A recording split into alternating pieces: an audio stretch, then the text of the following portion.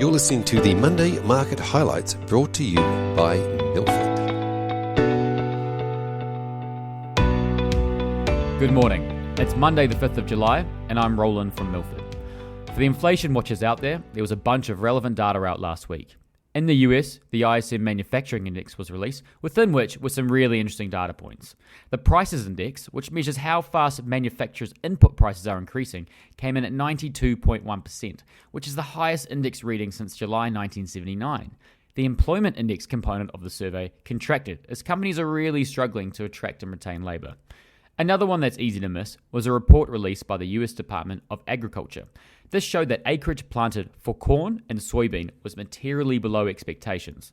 This is coupled with already tight inventory levels, leading to a strong rally in the price of these soft commodities.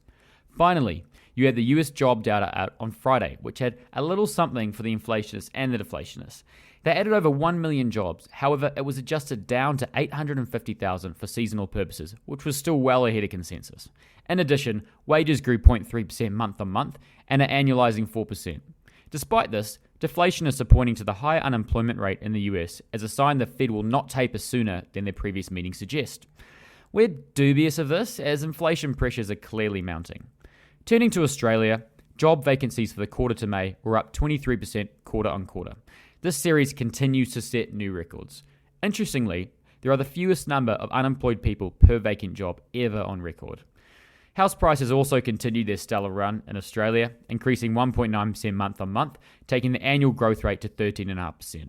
The monthly pace of growth is easing, but that's still very strong, and eventually conversations around macroprudential measures will increase.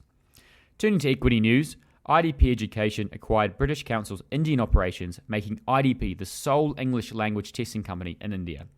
IDP believe the transaction will be 13% accretive. However, this is before synergies, and also before the pricing power a company has when they become a monopoly, which they now are. Therefore, the actual accretion is likely much higher. Telstra sold a 49% stake in TowerCo, which owns and operates their mobile towers. They sold this minority stake for a punchy 28 times EBITDA multiple, which was really impressive and was well above what the market was expecting. Given the company is trading on 8 times EBITDA, to us, it really highlights the value in these Telstra assets. Looking forward, we've got an interesting week ahead. The RBA meeting on Tuesday will be very closely watched, as it's clear the economic recovery has been very sharp domestically, with the unemployment rate almost touching the magic 5% number, which is a number the RBA quote as nearing full employment.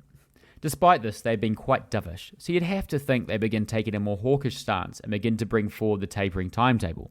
Finally, OPEC discussions were delayed again, with a decision on their level of production for the next 6 months expected tonight. This will have implications for the oil price, which has run pretty hard over the past quarter, so watch out for news on this tomorrow morning. Thanks for listening, we'll see you next week.